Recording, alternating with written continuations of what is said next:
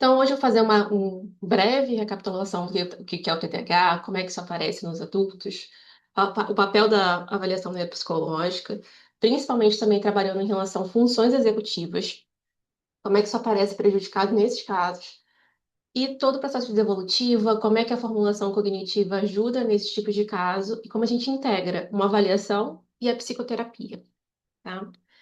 Eu coloquei discussão de caso clínico, mas é algo mais reduzido. Eu quis começar aqui com esse caso fictício, né? Mas que eu fui pegando várias informações que a gente vê no cotidiano, geralmente na clínica, né?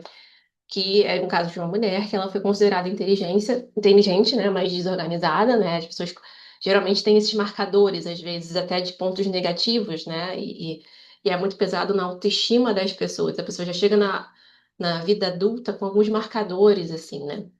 Mas obteve um bom desempenho acadêmico ao longo da vida, o que é algo que é também no TDAH, às vezes, confunde um pouco quando não tem esse impacto nas notas, por exemplo, mas aparece algo mais comportamental. Entregava trabalhos no último minuto, perdia compromissos, tinha muita dificuldade para organizar a rotina, mudava frequentemente de emprego por não sentir que conseguia corresponder às expectativas. Então, aqui a gente já vê um impacto funcional hoje em dia, né? E aquilo vai passando, a pessoa vai criando estratégias, porém sempre tem aquela sensação que, olha, não sei porque eu não consigo, né? Eu não consigo entregar no prazo, eu não consigo manter uma rotina específica, né? Então, geralmente, tanto no caso de TEA quanto no TDAH, quando as pessoas chegam na terapia, se não fez terapia antes e acabou de receber o diagnóstico, ou recebeu algum tempo, tem aquela sensação de inadequação, né? Até uma frase que eu coloquei aqui foi uma que eu já escutei, que parece que estou sempre correndo atrás do prejuízo, né? E aí que entra o papel da terapia, tanto de você ter um olhar clínico mesmo, de acolher essa pessoa nesse primeiro momento, de psicoeducação também, e de ver que às vezes isso tudo que vai chegar, né, como se fosse várias informações simultâneas, mas que tem um impacto na autoestima, tem um impacto nas relações, né? Tanto é, às vezes eu vejo muito, às vezes no relacionamento, né? Com a relação com os filhos também. Então, tudo isso é como se abrisse um grande mapa, e agora a pessoa, tipo, agora eu entendo o que eu tenho, mas eu não sei o que fazer com isso, né? O que eu faço com isso? Mas é muito interessante quando esse caso chega, assim, por exemplo, na avaliação ou na própria terapia, porque aí você tem a oportunidade, né, tipo, ok, essa pessoa chegou aqui, como é que eu posso ajudar ela, né? E geralmente essa pessoa está buscando, mostra como que mudou, né, na nossa sociedade nos últimos anos, essa discussão sobre a busca por diagnóstico. Aí entra, né, se está tendo de mais ou se está tendo de menos, né? Aí fica numa discussão. Mas a grande coisa é que bom que essas pessoas que realmente precisam estão tendo esse acesso, né? Agora está sendo mais discutido, né? Então, principalmente essas pessoas que às vezes foi passando com o tempo e realmente precisa desse suporte. Então, o TDAH, né, eu até peguei a definição aqui do DSM, eles falam de um padrão persistente de desatenção e hiperatividade. Eu dei uma ênfase no persistente, porque que acontece? A desatenção, ela pode estar presente em vários transtornos, né? Ou quadros mesmo pontuais, de saúde mesmo. Então, falta de vitaminas específicas, né? B12 e outros pontos. No quadro da depressão, quadro de ansiedade, né? Então, e às vezes pode ser algo mais pontual. Então, por exemplo, a pessoa acabou que sofreu uma situação muito estressante, um acidente de carro, por exemplo, ou um assalto, né? É normal que ela fique mais desatenta depois de um tempo, né? Mas aqui é uma questão de persistência e tem que ter aparecido pelo menos na infância, né? E pelo menos nos 6 meses, né? Então, é importante. Isso é um diferencial. E outro diferencial é que não necessariamente a pessoa precisa ter os dois tipos de prejuízo, que é a desatenção ou a hiperatividade e impulsividade. Ela pode ser mais desatenta. Ou esses sintomas podem mudar, né? Vocês vão ver uma imagem que eu coloquei ali nos slides, que é muito comum que, por exemplo, na infância apareça muito uma desatenção, ou apareça muito uma hiperatividade mais motora. Da pessoa tá, aquela criança que está se movimentando o tempo todo, que não termina as atividades. E no adulto aparece mais uma impulsividade ou uma hiperatividade do campo do pensamento. Então, aquela pessoa que não para de pensar. É muito pensamento ao mesmo tempo, ela se distrai com os próprios pensamentos. Então, a cara um pouco dos sintomas vai mudando também, pode mudar, né? Então, uma mesma pessoa que tem o diagnóstico ou não teve, ela pode mudar, né, esses sintomas durante a vida. Aí eu coloquei os exemplos que o próprio DSM usa, né? Então não presta atenção nos detalhes ou comete erros por descuido, né? Então essa não checagem, né? Então no adulto, por exemplo, isso aparece muito no trabalho, as atividades de casa também. Então, por exemplo, cuida da minha casa e eu começo a limpar um banheiro, mas eu me preocupo com a cozinha, eu vou lá, começo na cozinha e começo a limpar as louças, né? Aí eu não finalizei o banheiro. E é aquela sensação que você não está conseguindo finalizar, né? Manter a atenção em tarefas ou atividades lúdicas, até a criação de um hobby mesmo, né? Eu já discuti algumas vezes com uns pacientes, né, em terapia. O que que é um hobby para você? Eu falo, eu não tenho hobby. Às vezes eu pego uma coisa e depois eu me desinteresso. Ou é mais interessante você pesquisar sobre a coisa. Então, eu quero ter uma máquina 3D. Ok. Eu passei muito tempo pesquisando sobre a máquina 3D. Aí, quando a máquina chega, eu já não quero mais, né? Então, às vezes acontece muito isso e é difícil até de manter algo que a pessoa goste mesmo. Ou às vezes a pessoa gosta, mas tem tanta opção que ela fica travada, né? Que ela não consegue fazer. Então parece que não escuta. Esse daqui aparece menos assim na vida adulta, mas quando aparece, chama bastante atenção. Não segue instruções até o fim, não consegue terminar trabalhos, né? O dever de tocar trabalho. Faz de organização. A de organização geralmente é o que mais chega no contexto terapêutico. E de avaliação também. Porque às vezes a pessoa é muito organizada numa parte da vida dela, ou um local específico, mas ela não consegue generalizar essa organização, né? Ou tem que ser uma organização muito fechadinha, né? Evita, não gosta ou reluta de se envolver em tarefas que exigem um esforço mental prolongado e perde coisas necessárias por tarefas ou atividades, né? É facilmente distraído por estímulos externos e também internos aqui, né? Que a gente falou dos pensamentos. E essa questão de evitar, gente, ou não gosta de coisas que esforço prolongado, não é que a pessoa não vá fazer e vai ficar ali, né? Como a gente vê na criança, te fala, não, não quer, né? Mas aí entra um sintoma muito importante que não está aqui explícito, mas aqui na terapia chega muito, que é a procrastinação, né? Então, é aquela ideia de eu sei que eu tenho umas demandas de trabalho para entregar e eu tenho até tal dia, mas eu vou deixando, eu vou arrumando coisas para ocupar meu tempo e me distrair, né? Então, é muito importante que eu até falo, quando a pessoa chega e tipo, eu procrastino. Mas o quê? Quais situações você procrastina, né? Porque geralmente são essas que envolvem certo esforço. Então, talvez se você reduzir a demanda atencional, né, até já adiantando um pouco aqui, às vezes uma coisa que eu recomendo muito são as pausas. Então, se você sabe que uma tarefa vai demandar mais de você, programar pausas. Então, vou ficar 30 minutos aqui, independente de quanto eu fizer, eu vou ter uma pausa para eu ir no banheiro, para eu beber minha água, para eu dar uma volta na casa e depois eu volto. Ou usar um reforço no final. Então, sei lá, eu vou assistir a série que eu gosto, se eu conseguir finalizar até essa parte aqui, né? Então, usar coisas a esse favor, né? E dividir, às vezes, as tarefas ajuda também nessa questão do esforço. Porque também, às vezes, tem um esforço realmente cognitivo, e é difícil mesmo. A hiperatividade e impulsividade, aí entra a diferença da criança para adulto. Então, remexe ou batuca as mãos. Tem adulto até que remexe a perna, né? Fica batendo a perna, mas confunde muito, talvez, com ansiedade, né? É um quadro bem comum de se confundir. Aí, no caso do adulto, até no próprio DSM, eu não coloquei que eles falam disso, né? De às vezes a pessoa parece que tá ligada o tempo todo, né? Tá mais agitada, mas que não precisa ficar, né, nesse movimento.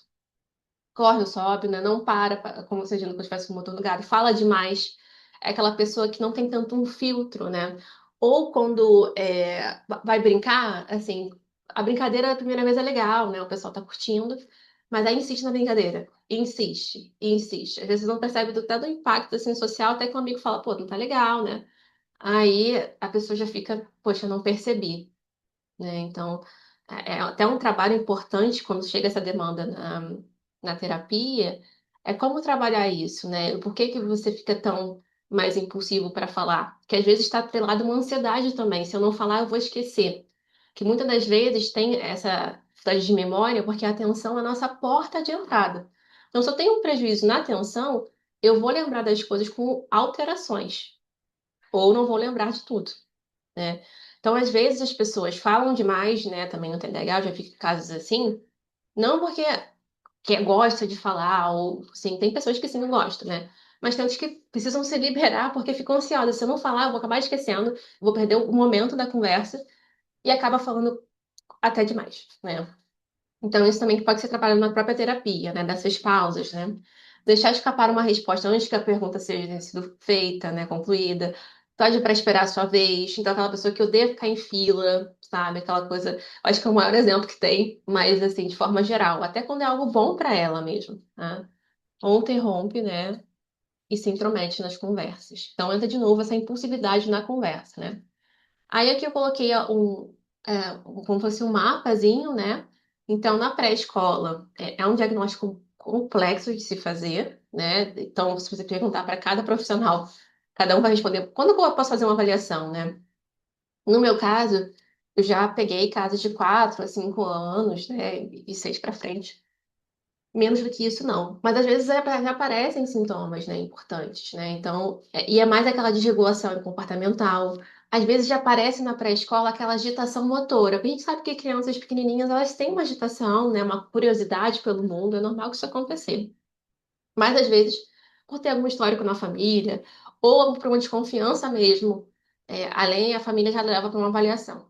Tá? Então, na idade escolar é que principalmente chegam as pessoas, né?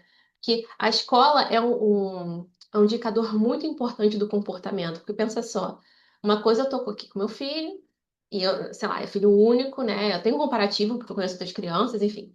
Mas outra coisa é quando meu filho entra numa escola. Na escola, os professores vão ter, além do olhar, né, especializado, vai ter esse comparativo da faixa etária. Então, tipo, tá, as crianças são mais agitadas para a idade dele, ok, mas ele tá interrompendo muito a aula. Então, a escola tem um papel muito importante até para sinalizar para os pais, porque às vezes não aparece tanto no contexto da casa ainda, mas aparece já lá na escola. Então, desde algo mais comportamental, tanto da desatenção, porque são regras muito específicas, né? E às vezes já começa a aparecer. E na idade escolar, ao perceber o problema, às vezes já começa a aparecer problemas de autoestima. Então, por que que eu não consigo dar conta como os colegas conseguem, né? Então, é um questionamento que já começa. Então, vamos dizer que essa criança, ela não teve um acompanhamento nesse meio tempo, porque ela foi criando suas estratégias, a família também foi dando esse suporte, mas que ainda tem algumas questões, né? De prejuízos acadêmicos, enfim, né? Na adolescência é um risco um pouco maior, né? Tem até uns estudos de meta-análise que mostram, né, uma propensão a risco de alcoolismo e outros comportamentos de risco. Mas aparece às vezes também, aí começa aquela virada de chave, que às vezes diminui essa agitação motora, mas a agitação do pensamento continua e confunde até com ansiedade. E na parte, né, da idade universitária, né, problemas acadêmicos, lesões, acidentes, tudo isso vai se amplificando, porque a demanda da autonomia também vai aumentando. E quanto a demanda para autonomia aumenta, mais essa demanda por funções executivas também aumenta, né? E se eu tenho um prejuízo atencional de funções executivas, eu vou ter mais dificuldade de manejar as coisas. Mas é importante que a gente coloque, gente, que o TDAH ele vai muito além da atenção, né? Porque a gente fica muito focado, principalmente quando a gente começa na neuropsicologia, ou então vou comprar, eu tenho que avaliar TDAH, vou comprar vários testes de atenção. Ok, é bom você ter mais de um teste, é perfeito, é maravilhoso. Mas você tem que avaliar outras coisas também na sua avaliação, principalmente funções executivas, né? E a gente tem funções executivas, né? O que é função executiva, né? Não sei se todo mundo conhece o termo, mas é basicamente, né, a nossa capacidade de conseguir organizar, manejar, até alcançar um objetivo. Então, ela está em tudo. O controle inibitório aqui que eu coloco, ele é o controle de interferências. Então, distratores. Eu estou aqui conversando com vocês, mas tem barulho de ar-condicionado, tem barulho lá fora. Tudo isso está em segundo plano. E isso já é feito de forma automática. Agora que eu falei, não, porque eu percebi, né? Mas geralmente já fica em segundo plano. Que a gente automatiza desde a infância, né? Mas se eu sou uma pessoa que tem um problema de controle inibitório, vai ficar mais difícil. Eu vou me distrair mais porque tudo é muito importante. O barulho lá fora é mais importante, captura minha atenção. A interferência que eu falei, né, do pensamento. Às vezes a gente está pensando o tempo todo, mas com o controle inibitório a gente consegue deixar os pensamentos em segundo plano, né? E uma pessoa com uma dificuldade de controle inibitório não consegue. Geralmente volta a sua atenção para lá. Né? A regulação emocional, que é um ponto que aparece muito na terapia também, né, e na avaliação, que é Eu não consigo lidar bem com frustração. Eu não consigo lidar bem com raiva. Eu não consigo lidar bem com a minha ansiedade. Tudo é muito intenso. Então, eu gosto até de fazer uma psicoeducação sobre essa janela, né, de que a gente tem, né? Porque mesmo que seja algo intenso, uma raiva intensa, tem algum momento inicial que você pode intervir. Então, é ensinar também estratégias de regulação, ensinar a identificar os sinais no corpo também, de alguma forma. Porque isso parece muito automático pra gente, mas muitas vezes a gente só tá vivendo no automático, né? E a gente perceber esse ponto também é bem importante numa avaliação. Então, com questionários, com entrevistas com familiares, com entrevistas com a pessoa, entrevista com profissionais que acompanham ela. Planejamento e organização também é muito importante, né? E geralmente está prejudicado. A monitorização é a nossa capacidade de identificar e corrigir um erro. E lembra lá nos critérios diagnósticos, tem essa coisa de acabar deixando passar erros por descuido. É por conta dessa função executiva. Então, eu não consigo, eu já vou direto. Eu não tento nem procurar o erro, porque eu quero terminar logo, às vezes, né? E por isso eu cometo mais erros, né? E uma coisa meio que retroalimenta a outra, porque se eu não consigo inibir distratores, é muito mais fácil eu não me corrigir também. A memória de trabalho é essa capacidade que a gente tem de conseguir armazenar e manipular uma informação ao mesmo tempo. Então, quando eu estou lendo, por exemplo, eu estou lendo um parágrafo, terminei de ler, beleza, vou para o segundo. Para eu entender, integrar as informações, fazer sentido o texto, eu preciso me lembrar lá do primeiro, né? Gravar um número de cabeça, fazer uma conta de cabeça, tudo isso envolve memória de trabalho, né? E geralmente está muito impactado. E outro ponto que o Barclay coloca bastante, que é uma referência assim na área, eu recomendo vocês lerem, tem um livro dele assim, mais recente, que é muito bom. E sempre tá postando artigo, né? Que ele fala que o maior impacto também que tem no TDAH é essa da gestão de tempo. É aquela sensação, mesmo que eu sei que eu tenho um tempo ali contado, alguma coisa acontece, me captura a atenção, e quando eu vejo, passou. E eu não consegui. Ou aquela sensação que quando é algo do meu interesse, algo muito importante para mim, passa até rápido o tempo, né? Mas quando é algo que exige mais de mim, demora, né? E isso ajuda também na questão da própria procrastinação, essa dificuldade de gestão do tempo. O adulto acaba procurando, então, por conta de quê, né? O que acaba motivando mais ele chegar numa avaliação, por exemplo, numa terapia? Uma procrastinação que parece que não tem jeito. Tem pessoas que chegam na terapia e falam, Luiz, eu já fiz Pomodoro. Eu já fiz tudo o que você pensar. Aplicativo, tudo. E eu não consigo, eu não sei por que que eu procrastino, né? Por isso é importante até você investigar o porquê da procrastinação, quando começou, quais são possíveis gatilhos, né? Tem até umas estratégias que eu acho que são legais. A desorganização, quero organizar minha rotina. Minha rotina eu não consigo organizar sozinha, eu preciso de alguém para me ajudar. Ok. Episódio de para finalizar as tarefas, que tem a ver também com a procrastinação, esquecer compromissos, estabilidade profissional, conflitos conjugais. Então, por exemplo, a pessoa descobriu que tem TDAH, né? E o parceiro vai entender em relação às demandas dela, né? Por exemplo, arrumar a casa, né? Algumas coisas assim, é algo que aparece também, né? Então, e é muito interessante que eu tenho visto muito um movimento que, por exemplo, a pessoa leva o filho para fazer avaliação.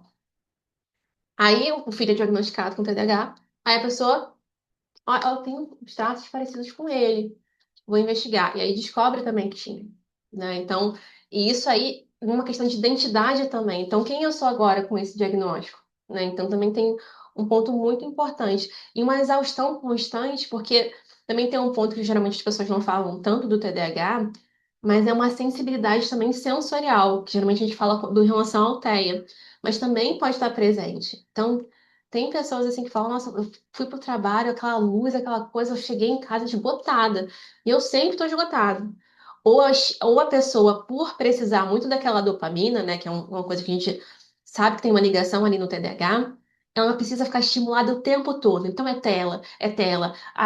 E até falo, teve uma vez, né, com um paciente, eu falei, eu fico uns 5 minutos assim, só você e seus pensamentos. Aí eu não sei se eu, eu ficaria assim até. E uma coisa, obviamente, né, pode ter ali uma questão da ansiedade também, né? Então, às vezes, a pessoa, por ter esse movimento, essa rapidez, né, essa hiperatividade mental, ela não precisa estar estimulada o tempo todo, porque aí surge também um outro ponto que aparece também no contexto terapêutico, que é uma dificuldade de lidar com o tédio. Com criança, é muito comum a gente ver. Com adulto, às vezes a pessoa não percebe, porque, tipo, como assim eu não consigo lidar com o tédio? Né? Mas quando você olha, a rotina da pessoa está abarrotada de coisa. Não tem tempo nem para respirar. Né? Então, também leva a essa sobrecarga e essa exaustão constante. Então, desatenção, perder objeto já é menor, tá, gente? Mas na impulsividade, às vezes está atrelado até uma questão mais do próprio toque, né? Da compulsão mesmo, né? Que é compras impulsivas, alimentação compulsiva. É comum de aparecer esses transtornos juntos. Decisões precipitadas, né? E a hiperatividade, assim, minha cabeça nunca desliga. E até às vezes tá atrelado também a dificuldade com sono, né? Então, é bem importante você ver o todo, né? E no desafio tardio, né, o que acontece é diferenciar isso tudo, né? Que às vezes as pessoas já chegam com diagnósticos prévios de ansiedade, de depressão, de burnout, e eles talvez tenham isso concomitante com o TDAH, né? Por isso é muito importante mapear a infância. Então, quando um adulto chega para uma avaliação neuropsicológica, eu falo assim, até pergunto em relação à infância, né? Mas muitos falam assim, olha, quem vai saber falar melhor disso para você é a minha avó, é minha mãe, é meu pai, né? Então, eu sempre pergunto, eu posso entrevistar, né, alguém da sua família? Porque quando tem uma suspeita, precisa, por conta dessa questão do próprio diagnóstico. Eu explico para a pessoa, né? E geralmente é muito rico esse momento, né? Também passar, né? Uma coisa também que geralmente eu faço é passar escalas de forma retroativa. Então, tem algumas escalas, por exemplo, que são para infância, né? Obviamente, eu não vou usar pontos de corte como se fosse para uma criança, né? Mas eu gosto de usar de forma qualitativa. Então, pensa nele quando ele tinha uns 10 anos, por ali, e responde com base nisso. E essas pessoas não se lembram, tá tudo bem, né? Até qual time não lembro, né? Mas tem pessoas que se lembram. E é muito legal que você vê que estava, mesmo que talvez para a pessoa estava numa intensidade menor, já estava presente ali alguns sintomas. Né? Então, isso é um tato importante também na avaliação. Transtorno de sono é muito comum, transtorno alimentar, né? TEA também pode estar junto. O transtorno de ansiedade generalizada é muito comum de aparecer por conta disso, né? A pessoa já se acostuma com aquele funcionamento mais rápido. Então, aí vem aqueles sintomas físicos e complementam, né? E às vezes confundem muito no diagnóstico diferencial. Aí tem consequências muito pesadas do diagnóstico tardio, né? Eu acho que qualquer diagnóstico tardio tem esse impacto, né, até na noção de identidade, mas também a baixa autoestima, uma autocrítica muito alta. Então, por que que eu não consigo fazer isso? As pessoas conseguem fazer e por que que eu não consigo dar conta de tudo? É uma vergonha, síndrome de impostor, principalmente em relação, às vezes, ao trabalho, eu vejo muito isso. E é muito triste, porque às vezes a pessoa pensa, nossa, ainda mais quando tem, às vezes, um filho, né, ou um parente que está passando por uma criança, né, um adolescente que está tendo acompanhamento, nossa, seria tão diferente se eu tivesse tido acompanhamento antes, né? Então, eu acho que o papel tanto na avaliação quanto na terapia é acolher essa pessoa inicialmente, né? E as pessoas também pensam que a avaliação é algo muito distante, assim, não, só toma aqui, ó, tá meu laudo. Antes mesmo do laudo, né, é importante ver esse acolhimento, né? Então, enfim, né, o sofrimento nem sempre vem apenas do TDAH, mas dos anos sem a compreensão do quadro, né? E sem a compreensão das outras pessoas também. A gente sabe que no julgamento também muito forte.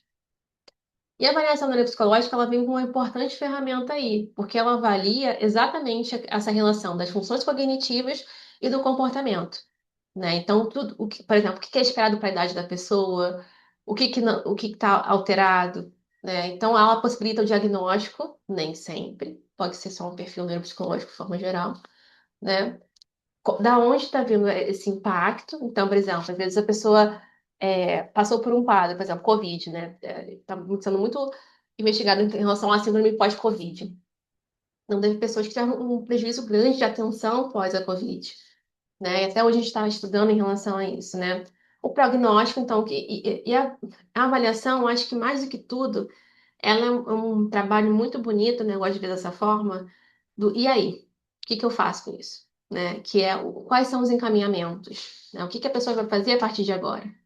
Né? Porque você não vai remediar o que ela não teve antes acesso, mas a partir de agora você pode possibilitar, né? Você pode oferecer para ela ali para onde ir, né? E é muito legal porque às vezes a pessoa vai precisar de uma reabilitação cognitiva, né? Que é um outro básico da neuropsicologia. Tem a neuropsicologia clínica, que é a avaliação, né? E tem a reabilitação.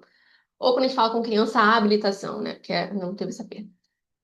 E a reabilitação, às vezes, é necessária porque tem prejuízo de atenção, funções executivas, né? A gente pode trabalhar na terapia cognitiva comportamental essa parte mais funcional, de autonomia, mas o treino, por exemplo, dessas funções cognitivas também pode ser importante, dependendo da gravidade do caso. E o que que uma avaliação não é? Eu sempre gosto de colocar esse slide, né? Não é apenas aplicação de testes, né? Não é confirmação automática de diagnóstico, não é simplesmente por um laudo, né? Porque muitas pessoas falam assim, eu quero o laudo, obviamente, né, para saber o meu desempenho, mas não é só isso, eu quero me entender também, eu quero entender o que está acontecendo comigo. E deve responder nesses casos, né, se tem evidências compatíveis com o TDAH, né, tem um histórico desde a infância, tem diagnósticos diferenciais, né, quais funções cognitivas estão comprometidas, que nem sempre a atenção vai estar hiper comprometida, mas vão ter outras coisas também. Quais estão preservadas, quais são os potenciais dessa pessoa, né? Sempre gosto de falar que no laudo a gente coloca os desafios, né? Mas eu sempre gosto de colocar uma parte dos potenciais, assim. Por que que isso é importante? Da própria pessoa, mas também que quem vai atuar naquele caso depois, talvez um terapeuta, né? Um neuropsicólogo, ok, eu entendi que aqui são os prejuízos, mas eu posso também usar isso aqui a meu favor, os potenciais. Tá? E como que isso está impactando no cotidiano? Eu gosto muito quando eu falo que o laudo é como se fosse a parte de história clínica, né? Uma narrativa, né? Eu acho interessante essa interpretação, porque às vezes a pessoa fala, nossa, eu tô conseguindo me ver aqui, né? Realmente está me descrevendo perfeitinho, assim. Quando a pessoa fala isso, eu ganhei meu dia, né? Porque aí realmente a avaliação foi compatível. Então, a gente avalia aqui, uma avaliação neuropsicológica, né, de forma geral, é muito, assim, eu falo, tem uma professora minha, né, que ela falou uma vez, e eu fiquei chocada quando ela falou isso, mas agora faz todo sentido para mim, que ela falou que 80% de uma avaliação é uma boa anamnese, uma entrevista clínica inicial. E realmente, você pega muitos dados importantes ali, né, e não só entrevista clínica com a pessoa, no caso do adulto, quanto mais informações você tiver, melhor. Então, já entrevistei namorado, namorada, amigos, né, ex-namorados, então, familiares, né? Então, quanto mais informações você tiver, melhor, assim, né? Porque até para você entender como é que foi a pessoa em diferentes momentos da vida dela, em diferentes contextos também. Porque a pessoa no trabalho é completamente diferente do que ela é numa relação conjugal, por exemplo, né? Então, por isso que é importante a gente ter bastante essa informação.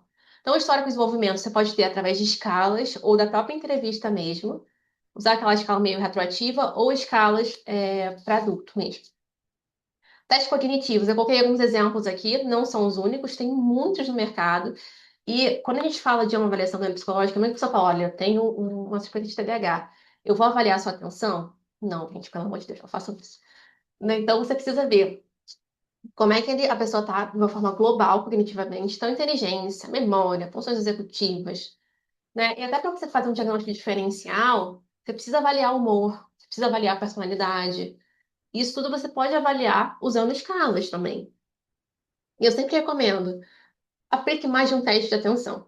Porque, querendo ou não, tem diferença do formato, tem diferença do tempo, e às vezes num teste com um tempo mais curtinho, a pessoa vai bem na atenção. Atenção concentrada superior, mais superior. Você fala, como assim? Ela tem que fazer atenção no cotidiano. Aí você aplica um teste com um tempo um pouco maior, aí a pessoa começa a cansar. O D2 é, por exemplo, um tipo de teste, que não vou entrar muito em relação aos testes, né? Que tem isso, do cansaço, às vezes. A pessoa já olha pra você, tipo, cara, mais uma linha? Como assim, né? Então, você vê também a persistência da pessoa na tarefa. É bem interessante. Então, eu falei, né, de avaliar a atenção, tem vários tipos de atenção, gente. A gente fala que a atenção concentrada ou sustentada, ela tá mais prejudicada no TDAH, mas nem sempre isso vai acontecer.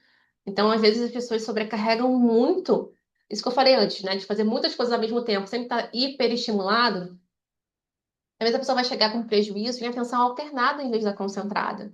Ela tá usando muito ela. Então, funções executivas que eu falei antes, inibitória, memória, planejamento, monitorização. Tudo isso é muito importante de avaliar. E funções executivas eu coloquei aqui que esse que é o artigo que é o principal assim de referência, né? Até hoje, a Dali Diamond ela fez um modelo muito bom de ser usado para a gente se basear. Tem até pesquisadores brasileiras, né, que fazem um trabalho também sensacional de revisão. Posso passar para mim depois para vocês. Mas esse artigo dela, né, que tem aqui até o QR Code, né, ele está em inglês, mas é muito bom a gente entender quais são as principais. Vão existir outros modelos na literatura. E eu gosto de ir baseado dela, mas eu também uso outras funções que eu sei que são executivas também. Tá? Então, esse daqui é o resuminho do que eu falei antes, né? Então, é muito legal você estar vendo que, quando eu falo de avaliar funções executivas, tem muita coisa aqui, gente. Inclusive, essas aqui, essas que eu falei antes, né? Controle inibitório, flexibilidade cognitiva, memória de trabalho, são funções executivas frias. Então, elas têm uma parte mais cognitiva. Mas a autorregulação emocional também é uma função executiva, né? Então, o quanto eu consigo lidar, né, com o estresse, lidar com a minha ansiedade, lidar com a minha raiva, isso também entra em função executiva. Porque, pensa só, se eu não consigo inibir uma resposta, então, por exemplo, eu fiquei chateada no trânsito, eu já xingo lá logo a pessoa, independente se isso vai causar consequências ou não. E isso também tem a ver com controle inibitório, né? Então, às vezes a pessoa tem um controle inibitório preservado nos testes mais cognitivos, mas você olha para a parte emocional, elas fogem com muita facilidade, uma irritabilidade muito grande, assim, né? Então, é importante avaliar também. E tem funções executivas de nível superior, que é o raciocínio, resolução de problemas, né? Isso vai ser desenvolvido desde a adolescência também, tá? Do planejamento, enfim. Então, tá vendo que tem tudo a ver com funções executivas para o TDAH. Então, até coloquei essa tabelinha aqui para vocês verem literalmente como é que cada uma se entra nesse ponto, né? Então, perca os prazos, faz planejamento, interromper as pessoas, né? Ou falar antes da hora, controle inibitório e inibição, né? Não termina as tarefas, envolve como eu monitoro também. Então, eu tenho que saber o começo, o meio e o fim, né? Aí, juntando com o controle inibitório, aí eu acabo confundindo, né? Procrastinação envolve também muito uma autorregulação emocional. Então, se eu quero muito o tempo todo que seja prazeroso, né? Eu acabo procrastinando. Então, gente, funções executivas, ela é muito importante na literatura, a gente já sabe. Apesar de não ser um sintoma ali no DSM, é muito importante você estar muito prejudicado nesses quadros, né? Mas o quanto que isso vai estar prejudicado vai variar. Então, nem todo indivíduo que tem TDAH vai ter dificuldade de memória de trabalho, por exemplo, ou de planejamento. E planejamento tem vários níveis. Então, às vezes é o viso espacial. Então, ali, mais específico. Mas planejamento no cotidiano, de forma geral, né? Então, tem uma diferença grande e importante a gente considerar também. Então, gente, eu vou passar um pouco mais rápido por essa parte aqui, dá para não alongar tanto, mas se a gente for pensar, né, nas funções executivas, quando eu tenho um faz de controle inventório, eu posso comprar mais, possivelmente. Eu posso mudar constantemente de tarefa. Então, se eu não consigo controlar a interferência, tipo, vem a vontade na minha cabeça, eu faço, também pode ser um falha de controle inibitório. Então, mais trabalho, seguir instruções até o final, eu perco a instrução no meio do caminho. Eu não consigo manter objetivos na minha cabeça, aquela sensação que eu tô perdendo, assim. E às vezes é interessante que as pessoas chegam numa avaliação com uma queixa de memória e não de atenção. Aí, quando você vai ver, é de atenção e de função executiva. Né? Então, aquela sensação, tipo, tá na ponta da minha língua e eu não consigo. Ou eu queria aprender a ler, eu queria que hobby fosse eu queria que leitura fosse um hobby para mim, mas eu acabo tendo que reler várias vezes e acaba quebrando o ritmo até da leitura. Isso também envolve memória de trabalho. Flexibilidade, né? De se adaptar a mudanças, alternar entre tarefas, tudo isso, né? E é interessante, né? Porque às vezes tem uma dificuldade de se manter rotina, mas precisa de uma ordem. Né? Então, às vezes as pessoas chegam lá em terapia e falam, mas eu quero estabelecer minha rotina. Aí a pessoa quer planejar um mês inteiro. Falam, não me faça isso, né? Vamos começar pelo seu dia. Depois a gente planeja a semana, se for possível, mas vamos pelo seu dia e o que que você pode fazer nele. Né? Até para tirar a sensação de autocobrança, porque às vezes a pessoa não consegue fazer uma parte dali e é aquela lista enorme de coisa. Um checklist assim, não, vamos fazer pelo menos cinco, né? Cinco ou quatro. E isso dá uma sensação mais de autoeficácia para a pessoa, e até de monitoramento, né? Mas às vezes A rotina é um ponto bem difícil mesmo, que envolve planejamento e a flexibilidade. A monitorização, por exemplo, né, entra nessa parte de esquecer os compromissos, de ajustar a estratégia de acordo com a dificuldade, né? Então, é aquela pessoa que. E tem a ver também com flexibilidade, a pessoa fica insistindo, insistindo, insistindo do mesmo jeito, em vez de mudar e seguir em frente. Então, ela acaba gastando mais tempo do que necessário nas tarefas. Ou para ela conseguir se corrigir, ela leva mais tempo. Então, falando em tempo, né? All time, perfeito. Questão de tempo, né? E temporalidade. Então, isso é algo que parece muito. Então, estimar o tempo de duração das tarefas. Até falo um exercício que eu passo no começo, né? Fica tranquilo, vai fazendo a sua tarefa colocando um timer do lado. Mas deixando o timer correndo e depois você nota quanto tempo você gastou. E vezes a pessoa, tipo, nossa, eu fui ver e eu não sabia que eu gastava tanto tempo assim, né? Ou, nossa, com a pausa eu consegui que fluísse muito mais rápido.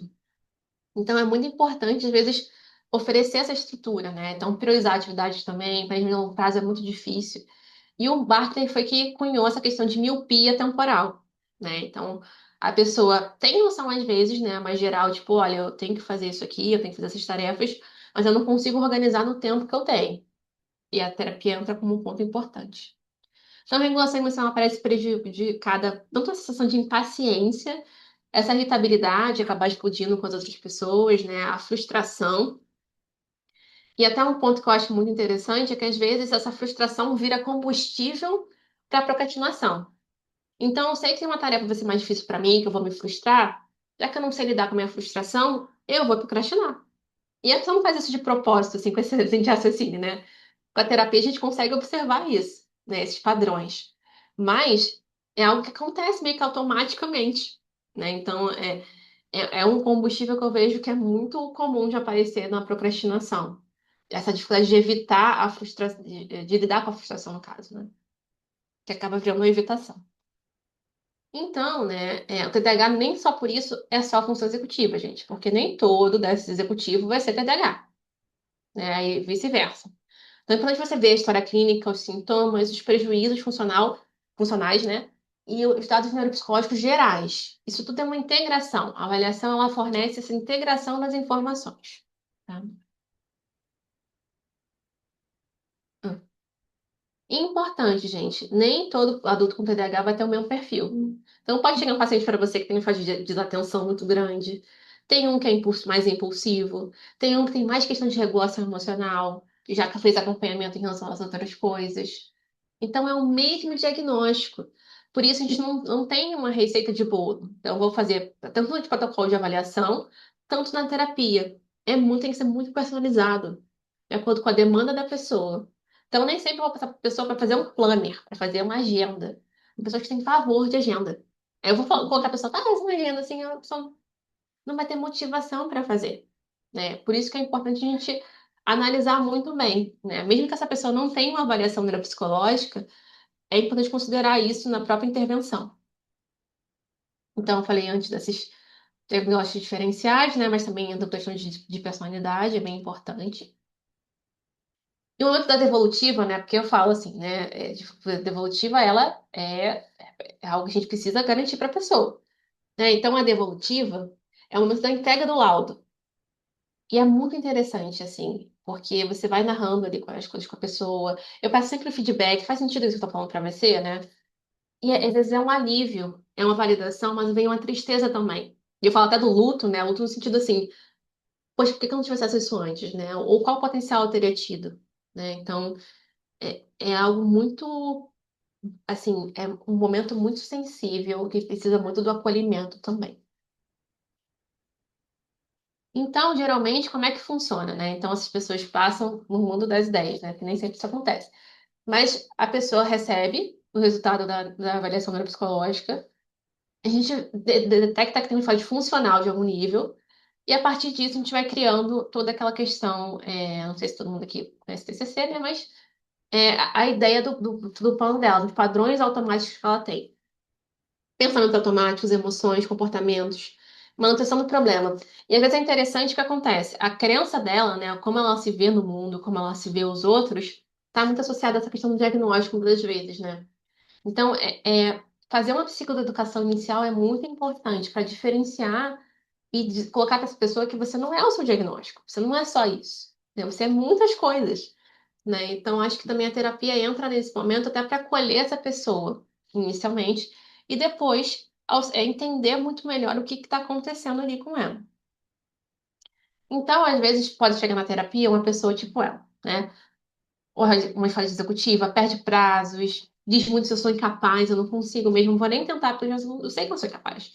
Né? Uma ansiedade quando percebe essas dificuldades e acaba procrastinando mais, e acaba tendo a consequência de atrasar mais e ficar sempre naquela correria, né? Dito isso, né, a TCC ela vem como uma oportunidade de primeiro, né, entender um pouco melhor esses padrões, o porquê da procrastinação ali, né? E isso que a gente está fazendo esse caminho aqui, né? Desde quando ela construiu essa crença, né, de incapacidade, como que isso impacta nas relações, porque às vezes, que nem eu falei antes, em relacionamentos, com familiares também, né, não só relacionamento amoroso, né, então, eu sou vista dessa forma, as pessoas vão me julgar, assim, dessa forma. Não de colocar isso e entender, tipo, não, você é muito mais do que isso. E trabalhar também a autoestima também é muito importante. Trabalhar também como é que essa pessoa pode funcionar, assim, de uma forma que faça sentido para ela, tá? Então, né, às vezes a gente precisa muito trabalhar o manejo de distração. A distração ainda vai existir. Então, às vezes a pessoa está usando medicamento, começou, ou não está usando, né? Mas é importante a gente conseguir entender como é que essas distrações acontecem. Ajudar na organização, então eu já ajudei com a organização com aplicativo, com atividades específicas para a pessoa, né? Então, às vezes, a pessoa até fez uma brincadeira, né? Ah, eu quero ir no Big Brother, né? Eu quero me planejar como se eu fosse pro Big Brother, tem que resolver tudo até eu ir para lá. Então, eu fiz, né, um planejamento como se fosse assim, trabalhando os pontos principais da pessoa. Então, é isso que eu falo, que ser muito particular, né? Que ser um processo muito assim específico. E a reestruturação cognitiva é o resultado de você entender o funcionamento da pessoa. Que nem sempre vai ser fácil no começo, porque é um padrão ali nela. E entender também que ela tem um padrão de funcionamento, sim, né? Mas como é que a gente pode usar estratégias compensatórias a favor dela? Também a pessoa às vezes chega com muita vergonha. Eu vou precisar de usar estratégia sempre? Às vezes vai precisar. E tá tudo bem, né? Como todo mundo às vezes precisa de algum tipo de ajuda, né? Então acho que também essa questão da autoestima é muito importante de ser construída junto, né? E da regulação emocional adaptativa. Então, essa impulsividade, né? Às vezes de mandar mensagem. Vamos esperar aqui, colocar um timer de 10 minutinhos para você, antes de você conseguir responder. Então, sempre caídas aqui, por exemplo, com compra, com uso de substâncias, que também pode acontecer. Então, é um trabalho muito bem integrado e de acordo com a pessoa. Então, né, eu coloquei aqui uns exemplos, né? Você pode usar checklists, aplicativos na memória de trabalho, né? Lembretes externos, post-it, né? Outra pessoa quiser. Eu coloquei a agenda aqui, mas agenda nem sempre é a melhor opção, né? Mas sistemas visuais. Então, às vezes a pessoa quer colocar um quadrinho, né? Ou a pessoa é daquela pessoa de ficar ticando, daquela sensação de, tipo, ah, eu tô avançando, né? E não depender só da sua memória, você pode usar o externo para te ajudar. Isso não quer dizer que você é, é menos capaz por conta disso. É só uma coisa, uma ferramenta para você. Planejamento, né? Às vezes eu gosto muito de usar essa quebra com algumas pausas, de forma geral.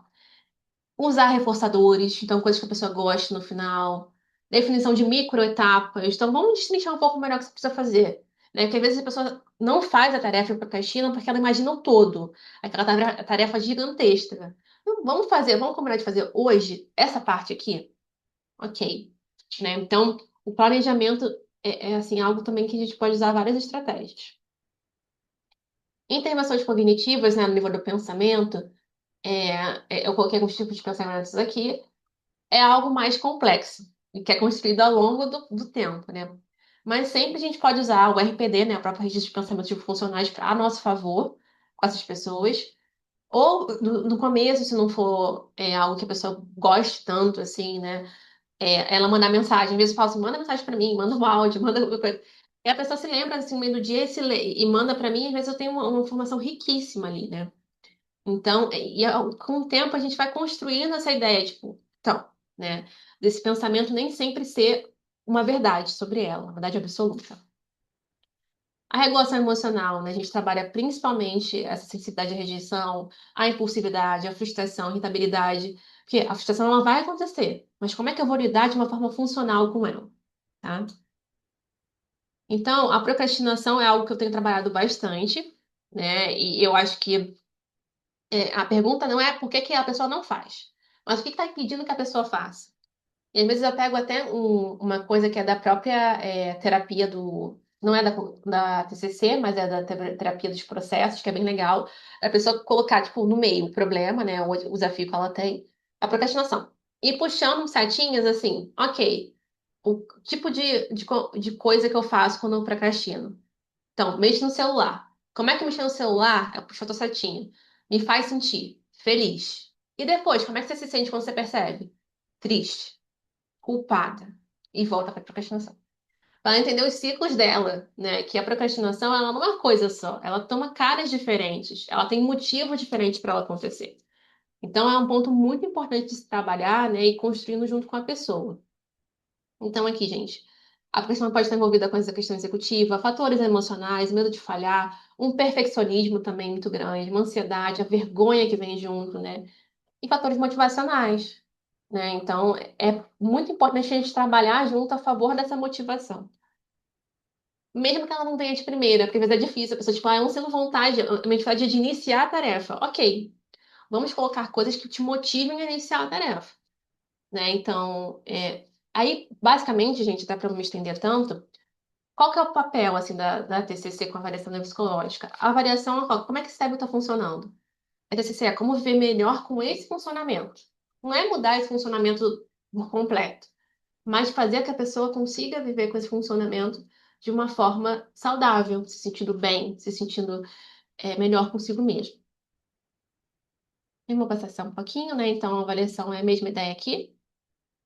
Então, a avaliação neuropsicológica, ela fornece uma compreensão do funcionamento, não só cognitivo, mas do humor, né, da personalidade da pessoa, e a partir disso eu faço um planejamento terapêutico.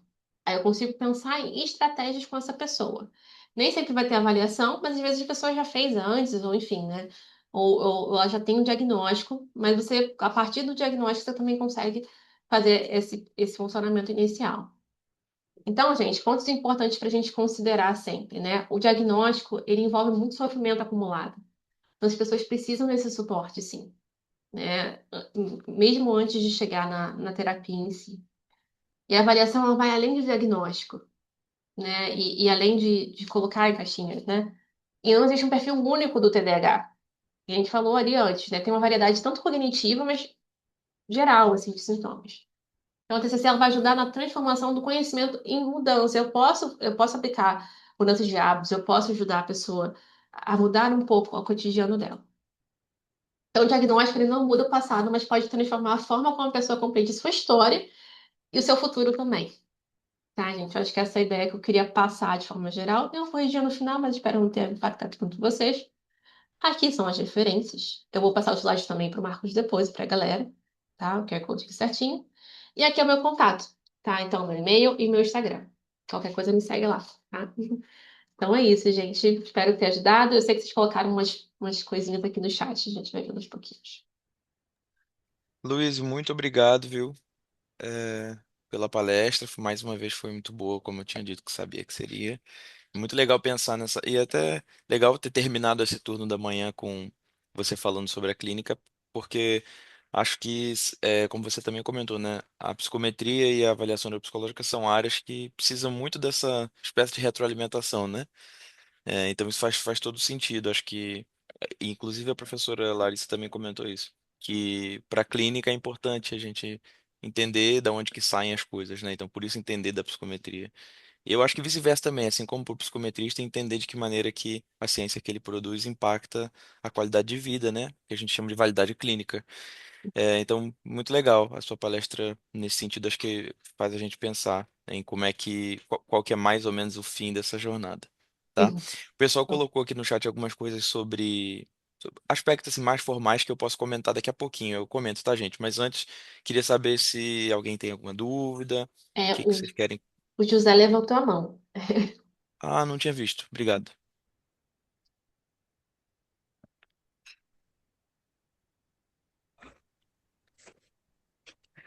Bom dia. Dá para Bom me ouvir dia. bem? Sim, sim, Sim. certinho. Perfeito. A minha dúvida assim, em termos de experiência clínica que você tem notado, né? Uma coisa que eu tenho observado é que com o advento, assim, né, da popularização da avaliação neuropsicológica, da avaliação psicológica como um todo, né, a compreensão dos sinais e sintomas associados do transtorno déficit de atenção, é possível notar nas redes sociais um boom, né? Onde a gente vai Uhum. ter ali pessoas que sempre sofreram com isso e finalmente vão ser validadas, né? Elas vão passar pela avaliação, vão compreender que o sofrimento delas acumulado era pelo diagnóstico, que tem uma estratégia que pode diminuir esse sofrimento, mas também tem a questão dos possíveis falsos positivos, né? A pessoa se, como é que eu posso dizer? Ela compartilhou de alguns sinais e sintomas de um ponto de vista transversal, né? Por exemplo, nos últimos 6 meses, nos últimos Isso. períodos, às vezes por questão de estresse, às vezes por questão de consumo exacerbado de tela como esquiva e outros mecanismos aí que a pessoa pode ter. E aí, considerando essa questão, né, dos falsos positivos, você acha que ainda assim seria interessante a gente avaliar e tipo trazer uma avaliação baseada em processos, eu acho, ou transdiagnóstica, e talvez trazer um conjunto de intervenções também da TCC, né, que tem função, né, prática para TDAH. Você acredita que elas poderiam ser eficazes também para essas pessoas que têm esse sofrimento, mas parece que não foi uma coisa do histórico de vida, e sim mais recente? E é comunicar, ó, compreendo que você tem aí um sofrimento referente a isso, né, mas é sempre triste a pessoa dar a má notícia de que a pessoa não tem o diagnóstico, Uhum. mas ainda assim validar esse sofrimento e dizer que existe possibilidade. Não sei se minha pergunta ficou clara, mas é tipo Não, assim, ficou, como ficou lidar com a pessoa que veio ali para avaliar um déficit de atenção, não tinha, né, e o que propor, por assim perfeito. dizer, né? Ah, perfeito. Entendi sim, José. E obrigada pela sua pergunta, viu? Eu acho muito interessante, sim, tá tendo um boom, assim, às vezes o pessoal brinca, né? O diagnóstico de TikTok, né? A pessoa. E nem toda dificuldade atencional é TDAH. E às vezes a pessoa pode ter a dificuldade atencional por vários motivos, né? Estresse, que nem eu falei antes, vitamina, né? Alimentação, outros pontos assim que vão pegando. Então, quando essa pessoa chega na avaliação, vou falar de dois níveis, na avaliação e na terapia. Na avaliação, geralmente eu já começo a falar desde o começo, independente de qual é a demanda, que olha, a avaliação objetiva pode sim ter um diagnóstico, mas no final pode não ter. Eu gosto de deixar a pessoa assim, já avisada, né? E mesmo quando não tem um diagnóstico de TDAH, por exemplo, ou outro diagnóstico, eu descrevo muito bem o perfil. Porque eu falo, olha, mesmo assim, eu sei que você tem esse impacto aqui. Então, eu te recomendo fazer uma terapia, eu recomendo você fazer uma meditação cognitiva, para você se sentir um pouco melhor, até a gente ver se esses sintomas regridem, né? Enfim, né? Ou como é que você se sente em relação a isso. Aí, nesses casos, até que é algo mais pontual, eu posso até abrir a possibilidade de reavaliação daqui a um ano, ou depois um ano depois de intervenções contínuas, né? Ou assim, ó, e deixando bem claro para a pessoa, olha, eu não consegui observar, não consegui observar marcadores na sua infância. Eu até falo assim dos critérios diagnósticos assim com a pessoa que é algo importante ter aparecido. E às vezes quando é por outro motivo, né? E às vezes chega muito esse diferencial mesmo na avaliação, se é algo de estresse, se é ansiedade ou se é TDAH mesmo. Então, aí eu converso muito bem na devolutiva com a pessoa. Acho que o foco é muito bem como você vai entregar na devolutiva e como você vai colocar descrever muito bem na conclusão esse perfil neuropsicológico da pessoa, mesmo sem diagnóstico, né? E na terapia é mais complexo, porque às vezes as pessoas falam assim, acho que eu tenho TDAH. Já chegou aleatório para você fez uma avaliação psiquiátrica, você foi numa avaliação. Não, tudo bem. Mas o que que você entende como TDAH? Eu vou conversando com a pessoa, até de uma questão de psicoeducação mesmo, mas independente do diagnóstico, né? Tem pessoas que eu atendo e não tem diagnóstico. Ou quando eu vejo a necessidade, eu encaminho ela para uma avaliação neuropsicológica ou psiquiátrica. Né? Eu falo, você precisa, assim, para conseguir ajudar nosso trabalho aqui na terapia, né? Mas, às vezes, eu vou já intervindo mesmo sem o diagnóstico. E, querendo ou não, a pessoa tem impacto funcional, né? Então, eu posso usar as estratégias que eu usei aqui, mesmo sem diagnóstico, mas também construindo com ela, olha, aqui eu não vou te dar o diagnóstico, né? Que não é um local para isso, talvez eu tô te conhecendo agora. Então, por isso eu acho importante também você ir para encaminha logo para o profissional, para ela ter essa variação de alguma forma, assim. Eu acho que É mais nesse sentido, não sei se eu te respondi 100%. Então, realmente é validar esse sofrimento funcional, né, essa perda funcional, né, Uhum, e garantir que, ó, independente do diagnóstico, a gente compreende que, mesmo que não tenha esse sofrimento, é válido e necessita de uma intervenção, de um tratamento, meio que por assim, né, e o tratamento exatamente. indicado, por exemplo, já poderia ser o mesmo de uma desatenção no TDAH, por exemplo, né? Exatamente, na Por própria exemplo, essa terapia. parte da, a gente notou que o perfil é desatenção, então já traz aquelas intervenções que você propôs, né? E a gente Sim. imagina que uma pessoa não tem o diagnóstico, né, não deve ter os prejuízos neurobiológicos, genéticos e também ambientais que fundamentaram isso, talvez até a pessoa consiga responder mais rápido, né? Sim, e é até legal, né? E às vezes eu passo, às vezes, no próprio TCC, questionários. Aí eu começo com a pessoa, ela responde, assim, sobre sintomas de desatenção, hiperatividade, TDAH de forma geral. Daqui a 6 meses ela responde de novo, né? Aí a gente faz até um comparativo, eu mostro para ela. Ou, por exemplo, no autismo, né? Tem uma escala, né? Que até que o Marcos falou. Às vezes eu aplico a pessoa no começo de camuflagem, e depois ela, daqui a 6 meses ou um ano, eu aplico de novo. A gente compara. E é um dado muito interessante, assim, sobre. Até para a É pessoa verdade. entender como é que a intervenção vai mudando. Porque, assim, ó, tá vendo? Agora você percebe que tem menos de questão de desatenção, mas aumentou a impulsividade. Vamos pensar em outras estratégias agora, né? É Isso porque no caso independente. da disfunção acaba sendo um malabarismo muito grande, né? Porque tudo vira custoso, né? A pessoa tem que fazer o malabarismo para entender quanto de esforço a pessoa tem que dedicar para diminuir a problemática, né? Exatamente, mas sempre reavaliando. Eu acho que a Uhum. terapia aí entra essa conexão, avaliação neuropsicológica e É, terapia, né? Que é isso, fazendo de essa avaliação longitudinal, né? exatamente, porque qualquer pessoa, né? Não sei se vocês fazem terapia aqui, a questão que eu tenho hoje não é a mesma do ano passado, do ano retrasado. Então, vá mudando também, independente ou não do Uhum. diagnóstico, né? A Regina me